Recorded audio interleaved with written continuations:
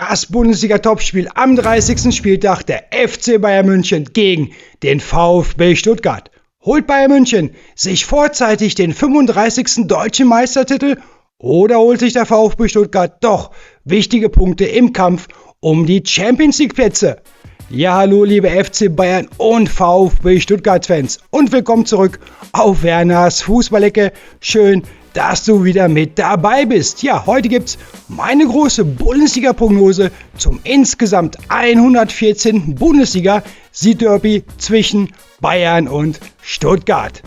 Dazu gibt's in diesem Video heute alle wichtigen Infos zu beiden Teams, natürlich die möglichen Aufstellungen vom Bayern-Trainer Vincent Kompany und VfB-Trainer Sebastian Hoeneß und zum Schluss mein Bundesliga-Tipp für dieses Spitzenspiel FC Bayern gegen den VfB Stuttgart.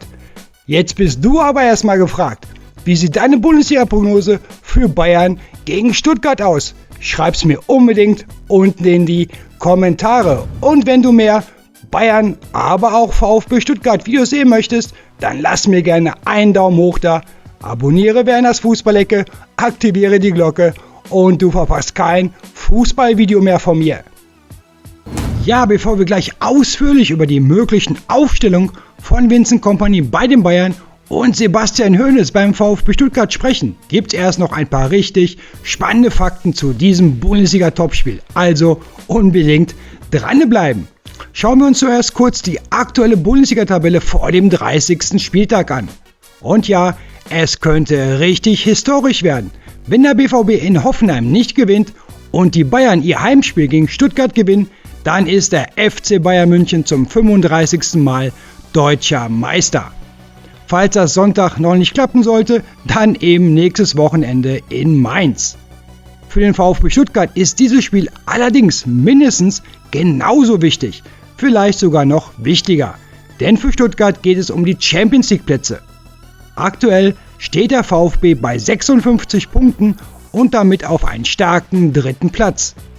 Allerdings ist man punktgleich mit Leipzig, was den Druck natürlich erhöht.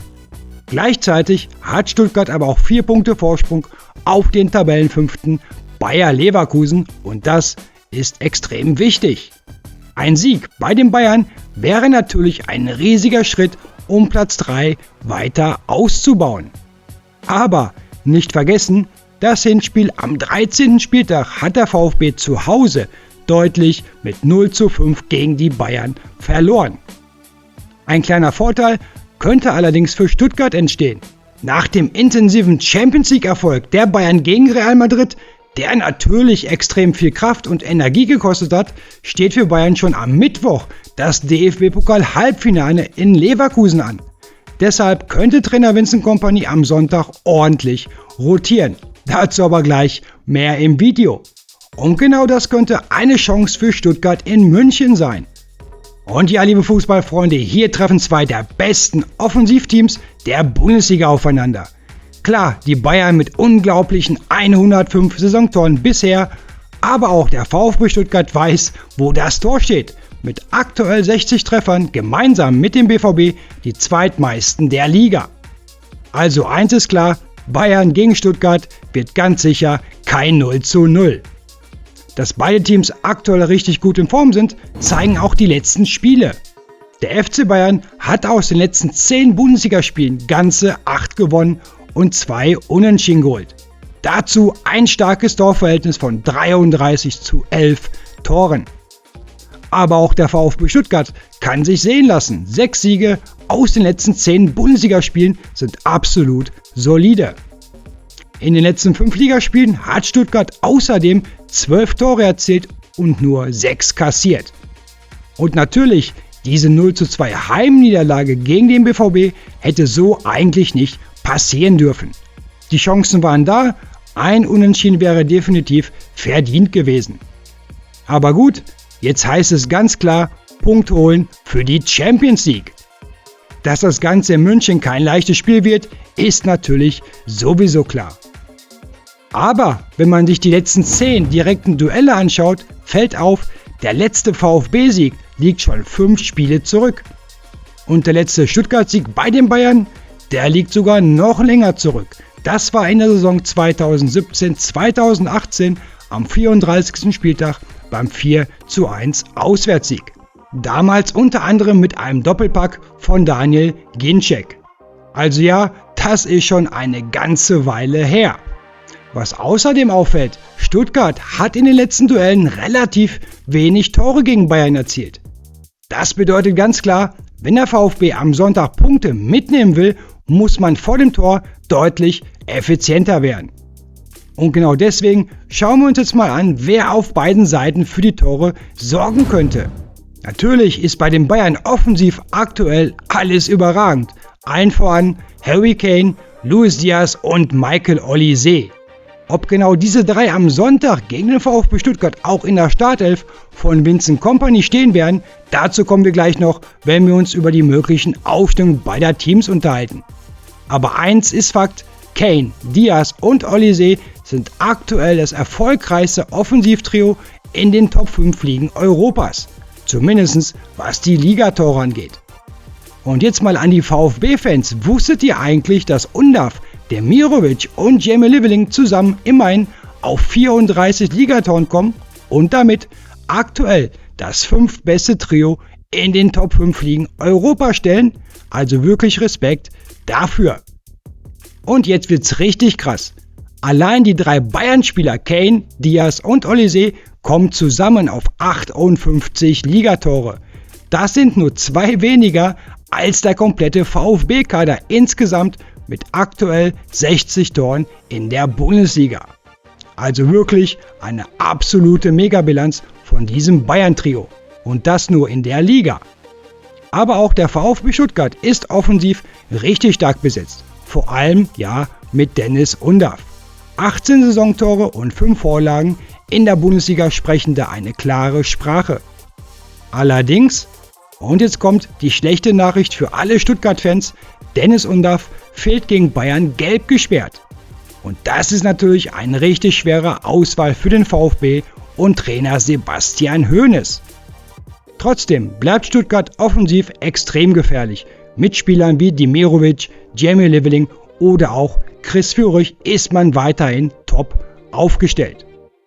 Und was auch für den VfB spricht, die letzten 10 Ligatore wurden von insgesamt 8 verschiedenen Spielern erzielt. Das zeigt ganz klar, der Stuttgart-Kader ist sehr ausgeglichen. Und ja, nochmal an alle Bayern- und VfB-Fans, dieses Südderby wird ganz sicher nicht torlos enden. Bevor wir gleich zu den Aufstellungen kommen, werfen wir noch einen kurzen Blick auf die Trainerbilanzen von Vincent Kompany und Sebastian Hoeneß. Und da sieht es ziemlich eindeutig aus, Bayern-Trainer Vincent Kompany hat bisher alle 4 Spiele gegen den VfB Stuttgart gewonnen. 3 davon in der Bundesliga und 1 im Supercup vor dieser Saison. In diesen 4 Spielen haben die Bayern 12 Tore erzielt und nur 2 Gegentore kassiert. Also ja, Kompany weiß definitiv, wie man den VfB Stuttgart schlägt. Sebastian Hoeneß hingegen konnte als VfB-Trainer einmal gegen Bayern gewinnen und das war in der Saison 23/24 am 32. Spieltag beim 3:1 Heimsieg. Aber klar, jede Saison ist anders, die Kader verändern sich und vor allem spielt Stuttgart in dieser Saison um die Champions League Plätze.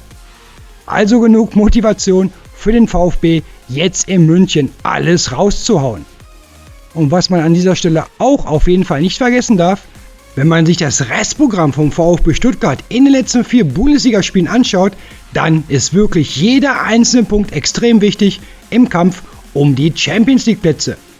Denn gerade die beiden Spiele auswärts in Hoffenheim und danach zu Hause gegen Bayer Leverkusen werden alles andere als einfach. Und das liegt auch daran, dass genau diese Teams ebenfalls noch die Chance haben, in die Top 4 zu kommen. Das heißt, der Druck auf Stuttgart ist jetzt schon extrem hoch und jeder Punkt, den man jetzt holen kann, ist Gold wert. So, und jetzt schauen wir uns endlich die möglichen Aufstellungen von Bayern und Stuttgart genauer an. Wenn wir uns die Teams so anschauen, könnte ich mir gut vorstellen, dass Kompany und Hoeneß am Sonntag erstmal genau so starten. Denn klar, der FC Bayern kann mit einem Sieg möglicherweise schon die 35. deutsche Meisterschaft perfekt machen, während Stuttgart jeden Punkt für die Champions League braucht. Heißt also, beide Trainer werden vermutlich erstmal auf ihre aktuellen besten Spieler setzen. Dazu kommt natürlich noch, dass Bayern am Mittwoch im DFB-Pokal-Halbfinale nach Leverkusen muss.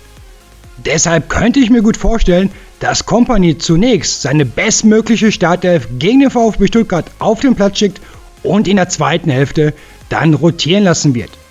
Im Tor könnte es allerdings eine kleine Rotation schon vor dem Start geben. Statt Manuel Neuer könnte Jonas Urbik wieder spielen, um Neuer eine Pause zu gönnen. In der Abwehr könnte Alphonso Davies zurück in die Startelf rücken. Dafür würde Konrad Laimer wieder auf die Rechtsverteidigerposition wechseln und Josip Stanisic erstmal eine Pause bekommen. Der könnte dann in der zweiten Halbzeit für Laimer dann wieder reinkommen. In der Innenverteidigung dürften wohl erstmal Tah und Upamecano beginnen.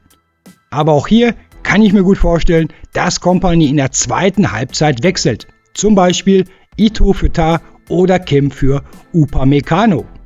Also Bayern hat da definitiv richtig starke Wechseloptionen. Beim VfB Stuttgart muss man noch abwarten, in welchem System Sebastian Hoeneß spielen lässt. Ich gehe aktuell von einem 4-2-3-1 aus. Im Tor natürlich Nübel. Links in der Abwehr Maximilian Mittelstädt. In der Innenverteidigung Jeff Chabot, laut Kickernoten aktuell sogar der zweitbeste Abwehrspieler der Bundesliga, direkt hinter Konrad Laimer. Also wirklich Respekt dafür. Neben Chabot könnte Hendrik starten, aber Hoeneß hat mit Finn Jeltsch auch noch eine weiterhin richtig starke Option für die Startelf. Auf der rechten Seite könnte ich mir vorstellen, dass Sascha Wagnumann nach seinen letzten Kurzeinsätzen wieder von Beginn an spielt. Und auch wichtig, der VfB stellt mit nur 38 Gegentoren aktuell die viertbeste Defensive der Bundesliga. Natürlich wäre auch Assignon eine Option auf rechts. Er stand immerhin in den letzten 3 Spielen in der Startelf, allerdings auch wegen des Ausfalls von Wagnumann. Also ja, das sind für mich die möglichen Abwehrreihen beider Teams für dieses Bundesliga-Topspiel. Und ja, im zentralen Mittelfeld bzw. auf den Sechserpositionen treffen hier einige der aktuellen besten Spieler der Bundesliga aufeinander. Bei den Bayern natürlich allen voran Joshua Kimmich und Alexander Pavlovic. Kimmich ist laut Kicker.de aktuell sogar der drittbeste Bundesligaspieler in dieser Saison. Er war auch der absolute Chef im Spiel gegen Real Madrid und bereitete mit seinem Eckball den Ausgleich zum 1:1 durch Pavlovic vor. Und genau dieser Pavlovic dürfte auch wieder von Anfang an starten. Er hat sich in diesem Jahr nochmal extrem weiterentwickelt und überzeugt, vor allem mit seinem nahezu perfekten Passqualität. Und man muss auch ganz klar sagen, auch wegen den starken Leistungen von Alexander Pavlovic sind die Bayern aktuell so unglaublich stark. In der zweiten Halbzeit könnte Kompany dann mit Blick auf das schwere Pokalspiel in Leverkusen nächste Woche wechseln. Zum Beispiel Leon Goretzka oder auch Tom Bischoff für Kimmich bzw. Pavlovic bringen. Beim VfB Stuttgart wird Trainer Sebastian Hoeneß im zentralen Mittelfeld natürlich wieder auf Angelo Stiller und den zuletzt noch gelb gesperrten Atakan Karasor setzen. Denn ein Spieler wie Stiller ist nicht nur defensiv extrem wichtig, sondern auch für die Offensive des VfB ein entscheidender Faktor. In der Bundesliga hat Stiller aktuell zum Beispiel starke 48 Torschussvorlagen geliefert. Zum Vergleich, Ermentia vom BVB kommt aktuell nur auf 20 Torschussvorlagen. Und Karasor überzeugt vor allem mit seiner Zweikampfstärke. Von 189 Zweikämpfen bis jetzt hat er starke 65% gewonnen. Dazu hat Hoeneß mit Kema Andres und Niklas Nathai auch noch 2 richtig gute Optionen auf der Bank. Und ja, offensiv sind natürlich beide Teams stark besetzt, wobei die Bayern hier nochmal eine ganze Stufe drüber sind. Gegen den VfB könnte ich mir gut vorstellen, dass Kompany Jamal Musiala von Anfang an bringt, möglicherweise ja für Serge Gnabry. Musiala kommt immer besser in Form und findet immer mehr zu seinem Spiel. Man hat das zuletzt gesehen mit seiner starken Vorlage zum 3:3 durch Luis Diaz gegen Real Madrid oder auch mit seinem Tor und seiner Vorlage letzte Woche beim FC St. Pauli. Ein Musiala in Topform wäre natürlich extrem wichtig, auch unter anderem für die kommenden Champions League Spiele der Bayern. Diaz, Olise und Harry Kane könnten dann ebenfalls in der Startelf stehen und je nach Spielverlauf in der zweiten Halbzeit natürlich ausgewechselt werden, zum Beispiel für Gnabry, Guerrero oder auch Tom Bischoff, um ihnen eine Pause zu gönnen. Kompany könnte aber auch von Anfang an auf Nicholas Jackson im Sturm setzen und Kane erstmal schonen. Durch die Verletzung von Lennart Karl hat Kompany aktuell auch nicht wirklich viele Rotationsmöglichkeiten, gerade was zum Beispiel Michael Olise angeht. Also da darf man wirklich gespannt sein, wie Bayern-Trainer gegen Stuttgart aufstellen wird. Beim VfB Stuttgart kann Trainer Sebastian Hoeneß bis auf den gesperrten Dennis Undaff auf seine besten Offensivspieler zurückgreifen. Auf der linken Seite wird ziemlich sicher Chris Führig starten. Gegen den HSV hat er ein richtig starkes Spiel gemacht, inklusive einem Tor und einer Vorlage. Auf der rechten Seite dürfte Jamie Leveling spielen. Er gab ja die Vorlage zum 1:0 durch Anso Stiller gegen den HSV. Auf der 10er-Position könnte ich mir mit einem Startelf-Einsatz von El Kanouche rechnen. Auch er hat gegen den HSV getroffen, allerdings erst nach seiner Einwechslung für Chris Führig auf der Linksaußenposition. Und seine eigentliche Hauptposition ist ja sowieso die 10. Alternativ wäre auch eine etwas defensivere Variante denkbar, zum Beispiel mit Nikos Natai auf der 10. Im Sturm wird auf jeden Fall Ermedin Demirovic starten.